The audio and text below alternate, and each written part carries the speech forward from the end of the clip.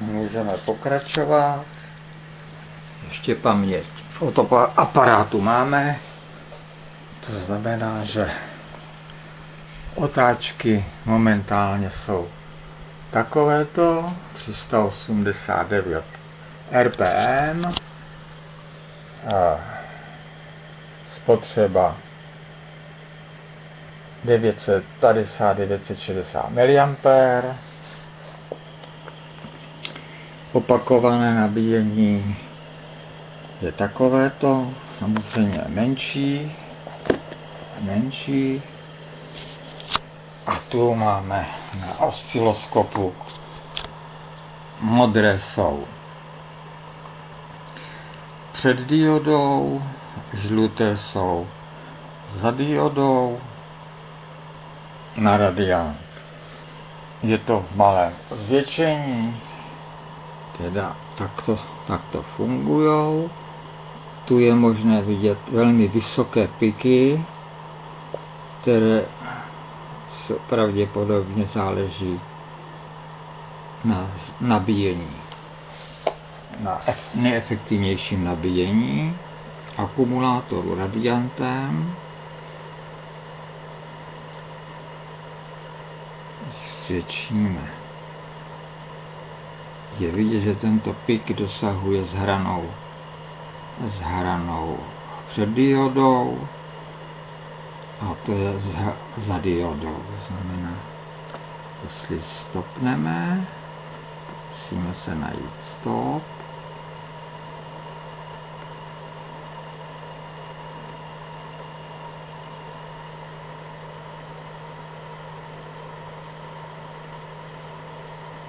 Je velmi těžké chytit tento impuls. Tak, jsme ho chytili. Vidíme, že takto vypadá před diodou budící impuls, a toto už je radiantní impuls. Radiantní impuls. Můžeme se podívat, jak vypadá, když ho budeme zvětšovat. Vypadá takto. Obrázek vypadá takto.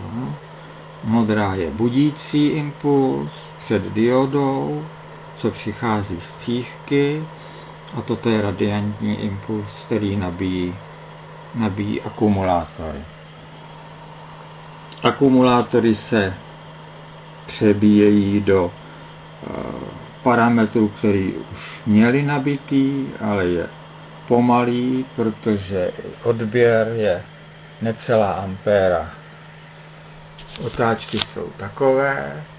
Systém mechanický se dá ještě doregulovat do vyšší efektivnosti. Toto je testovací zařízení. Disk je celý z hliníku, alumíniový, keramické magnety, 3 cívky prozatím. Na této cívce je triggerní cívka, ty dvě jsou bez triggeru. Celý efekt je takovýto, což je zajímavé. Při autorezonanci nyní uděláme pokus, že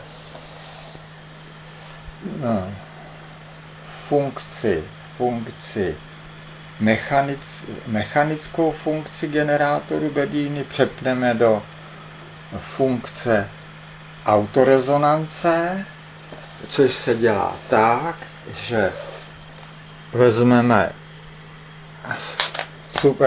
superfast rychlou diodu nebo ultrafast rychlou diodu. Zde máme SF 38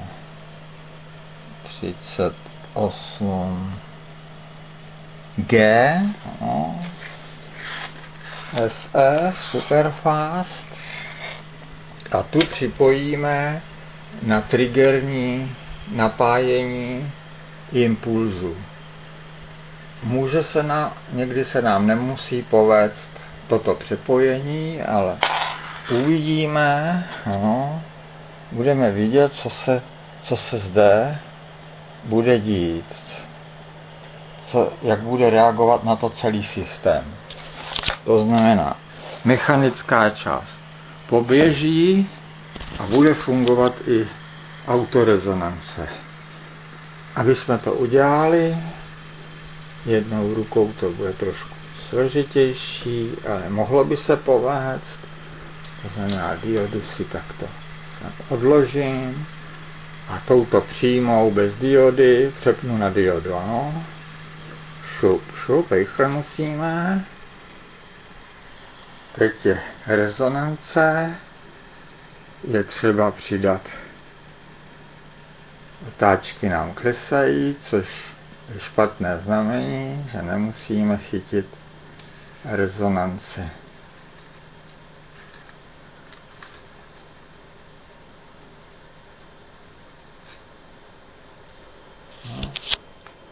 Je vidět, že se nám obrázek se nám změnil, ale nepovedlo se nám chytit autorezonanci. Pokusíme se ručně. Otáčky musí jít nahoru. V tom případě se nám podaří rozběhnout autorezonance.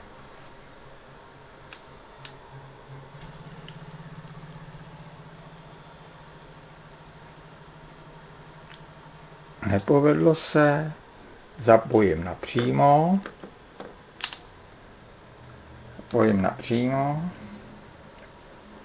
necháme rozběhnout napřímo, bez diody.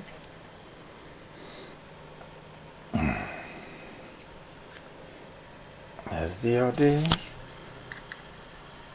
Doregulujeme. Je třeba doregulovat na nejvyšší možné otáčky.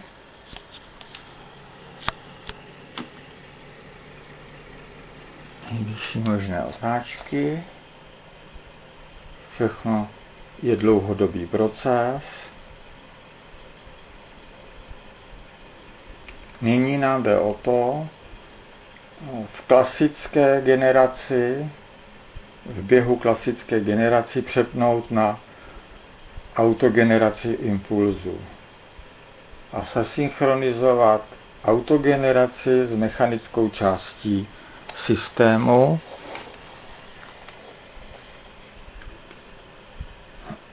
To znamená, nám jde o vyšší otáčky.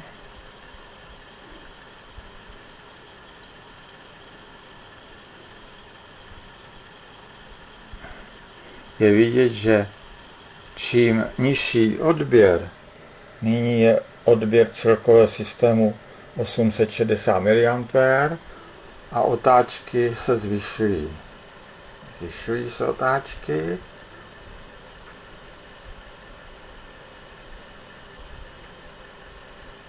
My potřebujeme ještě vyšší otáčky. Doregulováváme primární cívkou, 2 jsou nastavené optimálně celkem.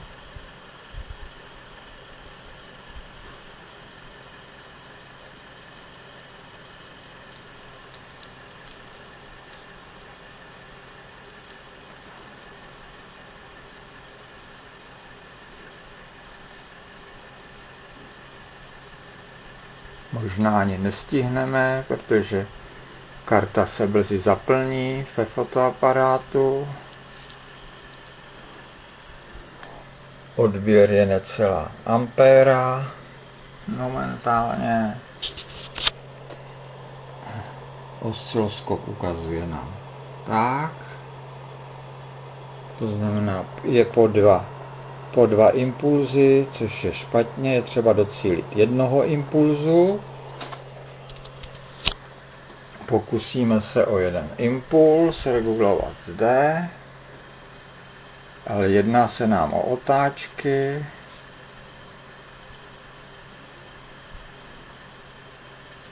Zvýšit otáčky, současně 1 ampéra.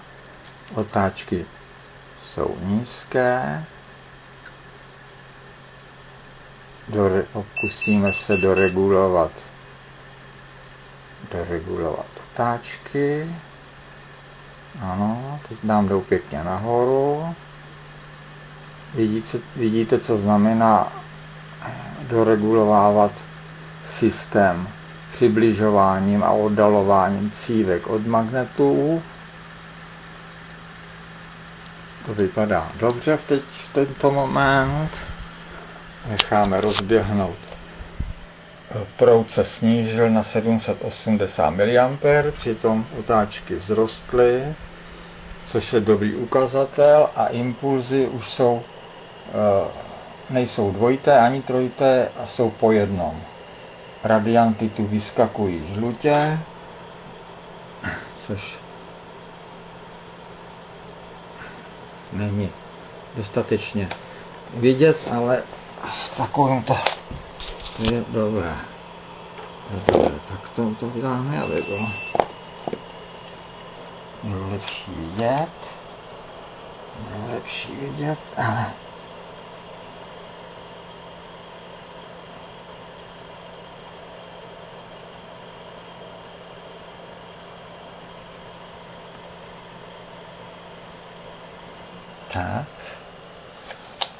tak.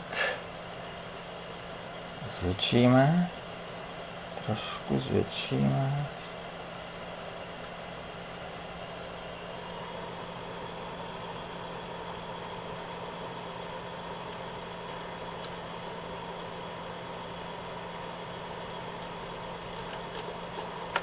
No. Zvětšíme. Zkusíme přidat. Jestli půjdou otáčky ještě vejš.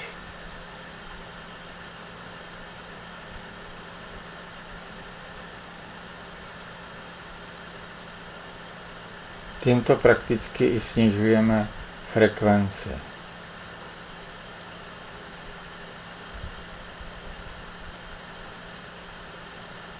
Otáčka vzrostla. Pokusíme se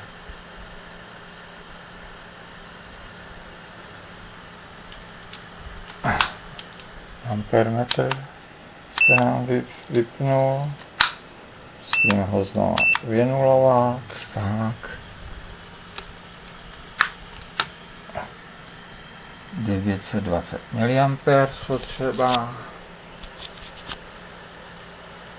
A v tuto chvíli se pokusíme přepnout do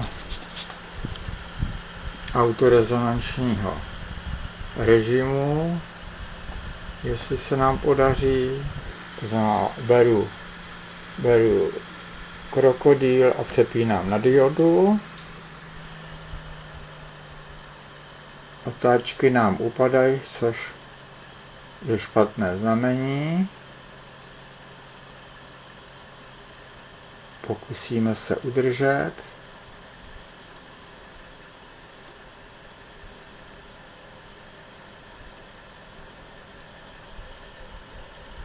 A nyní je vidět, že se drží otáčky s autorezonancí drží. To znamená, systém se synchronizoval, zatím proud vzrostl na 1,85 ampér. Kartinka, obrázek je takovýto. A samozřejmě nabíjení velmi podskočilo. To znamená, momentálně toto je hrubě nastavený systém, nedoladěný, ale pracuje v režimu autorezonance s magnety. nabíjení je mnohem rychlejší, vyšší, silnější, ale dvakrát větší spotřeba. Bylo necelá ampéra a je při tomto režimu je 1,85. Otáčka podrostla nemnožka, trošku, znamená, my můžeme zkusit regulaci, jestli se nám povede zrychlit otáčky.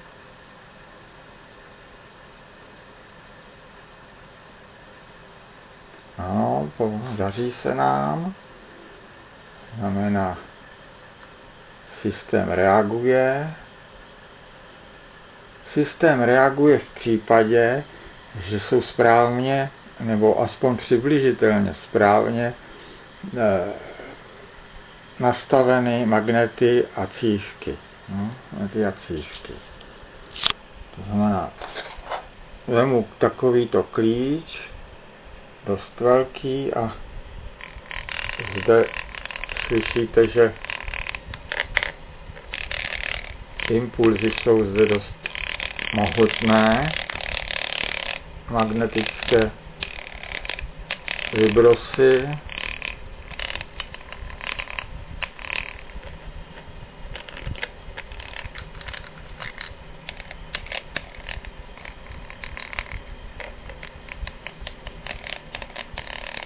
Je to dost velká síla.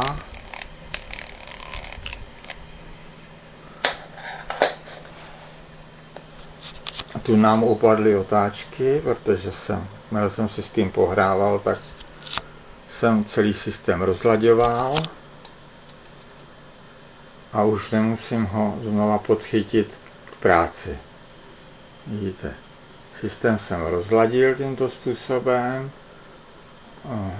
Zastavujou se, rotor se zastavuje, ale rezonance, autorezonance, jestli se to dá tak nazvat, zůstává v podstatě. Zůstává v tomto obraze.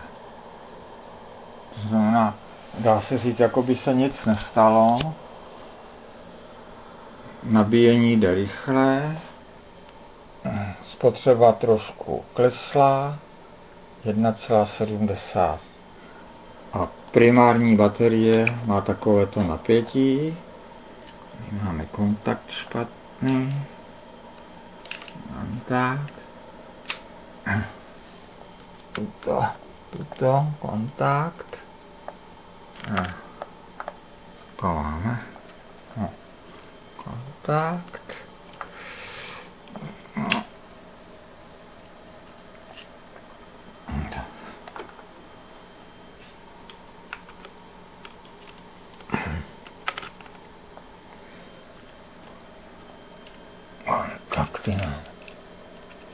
Tak. Toto je napětí primární baterie. A toto je radiantní. Dá se, ještě se stále nabíjí.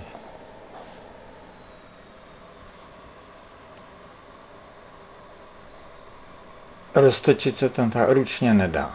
No? Ručně se nedá roztočit. To znamená, že je třeba si s tím ještě hrát a najít pravý sekret Bediniho, protože já jsem přesvědčen, že tyto cívky Bedini nenamotává tak, jak ukazuje. Jsou namotaný jiným způsobem a já budu zkoušet, jakým způsobem. I když nabíjíme rychle, baterii nabiju za několik hodin tímto způsobem a zhruba 20 Ah vydá. Ale záleží velmi na tom, jakým protokolem baterie vybíjíme. To znamená C20 je optimální vybíjení baterie, kdy vám vydá velké množství energie. Je to střední cesta vybíjení. To znamená, když budu vybíjet 2 ampérama, je velký rozdíl, než když budu vybíjet 4 ampérami. To znamená, dostanu méně ampér hodin z té baterie dostanu ven. Což je zajímavé, jsou to chemické procesy a je to něco, jak Bedini tvrdil ve svém videu, že je to jakoby oklamání baterie, že oklamává baterie. Ono všechno je mnohem ještě trošku složitější, než Bedini prozradil. Měla by zde hrát funkci nejen baterie sama, kde by měly vznikat záporné rezistory mezi deskami, ale ještě by měla zde pracovat funkce Tesly, kterou Bedini vzpomíná. A zdá, ta funkce Tesly by měla pracovat tu. A tu funkce Tesly nepracuje. A to já se budu snažit objasnit, odzkoušet, přijít na to, kde je ta funkce Tesly. A funkce Tesly a veškerého zapojení tohoto systému se projeví tím, že nabíjení bude v této rychlosti, ale ne proudem takým 1,77 A, ale bude to, dejme tomu, 200-300 mA. Ale nabíjení bude rychlé, efektivní. To znamená, že vybudím impulzy, externí prostředí vybudím a tím pádem využiji externí aktivní vákuum k nabíjení baterií. To by bylo zatím všechno. Víc nemám, co bych k tomu dodal. Budu testovat, testuji i jiné věci po Teslu. A hlavně i studovat je třeba. Znamená všem zdraví. A kdo pracuje, tak úspěchy. A kdo nepracuje, ať nejí. Všem do vstřeči. Nashledanou.